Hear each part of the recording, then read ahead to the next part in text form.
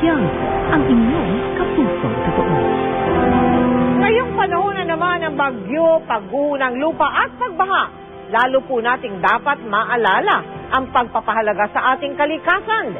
Matapos pasinayaan ang water supply system at hand-washing facility ng Mascap Elementary School sa Rodriguez, Rizal, nagkaroon din po tayo doon ng isang environmental symposium at tree planting. Panoorin po ninyo.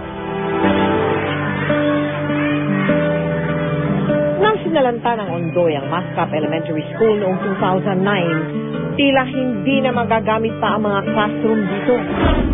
Kaingin kasi ang isa sa mga pangunahing hanap buhay ng mga residente.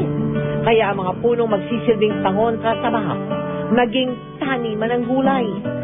Dahil dito, minabuti ng GMA Kapuso Foundation na bukod sa pagpapagawa sa kanilang mga classroom, nagsagawa rin ng isang symposium tungkol sa pangangalaga ng kalikasan.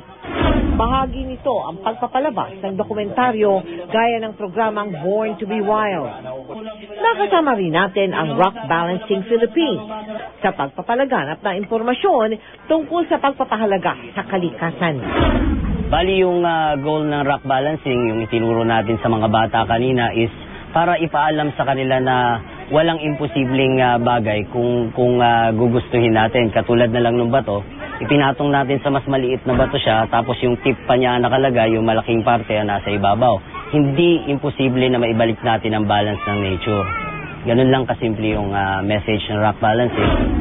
Nagtapos ang environmental symposium sa pamagitan ng isang tree planting activity na dinaluhan din ng bagong hirang na Miss Earth Philippines. Gusto ko pong suportahan yung programa ng Kapuso Foundation. Itinatawag nga natin Kapuso ng Kalikasan.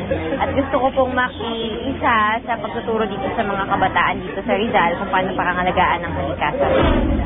Sa gitna ng pagtatanim ng mga punong mulawi at nara, nakilala namin si Jonathan.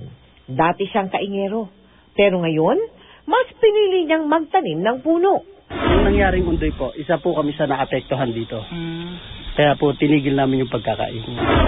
Bukod sa mga punong naitanim, umaasa kaming sana lumabong din ang kaalaman at kamalayan ng komunidad sa pangangalaga at pagtatanggol sa kalikasan.